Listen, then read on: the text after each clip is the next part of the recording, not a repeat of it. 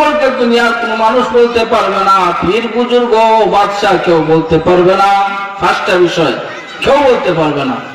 সুম্মা ক্বারা রাসূলুল্লাহ সাল্লাল্লাহু আলাইহি ওয়াসাল্লাম, তারপর নবীজি সাল্লাল্লাহু আলাইহি ওয়াসাল্লাম একটা আয়াত তেলাওয়াত করলেন।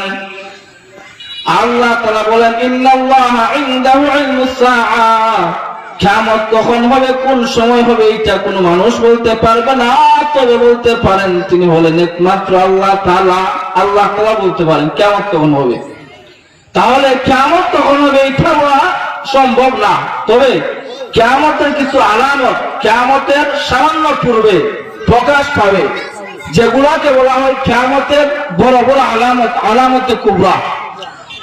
ওই সমস্ত আলামত প্রকাশ পাওয়ার পর কিয়ামত হবে, নির্দিষ্ট সময় মতো কিয়ামত হবে। এই জন্য আমরা আজকে আলোচনা করব কিয়ামতের বড় বড় আলামত গুলো আমরা আলোচনা করব।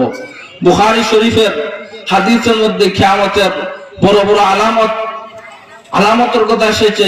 আবু দাউদ শরীফের লম্বা একটা হাদিসের মধ্যে কিয়ামতের বড় বড় আলামতের কথা এসেছে।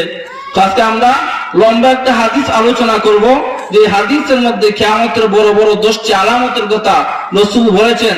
এই 10টি আলামত আমরা হাদিস থেকে জানবো ইনশাআল্লাহ তাআলা। আবু দাউদ শরীফের হাদিস, হাদিস নাম্বার 3311 নম্বর হাদিস। হাদিসের মধ্যে রাসূলের বিখ্যাত সাহাবী সামআন আল কিলাবী রাদিয়াল্লাহু আনহু তিনি বলেন, সামআন আল কিলাবী রাদিয়াল্লাহু আনহু বলেন, কুন্না কুউদান নাতাহাদ্দাসু ফি যিল্লি গুরফাতি রাসূলিল্লাহি সাল্লাল্লাহু আলাইহি ওয়াসাল্লাম।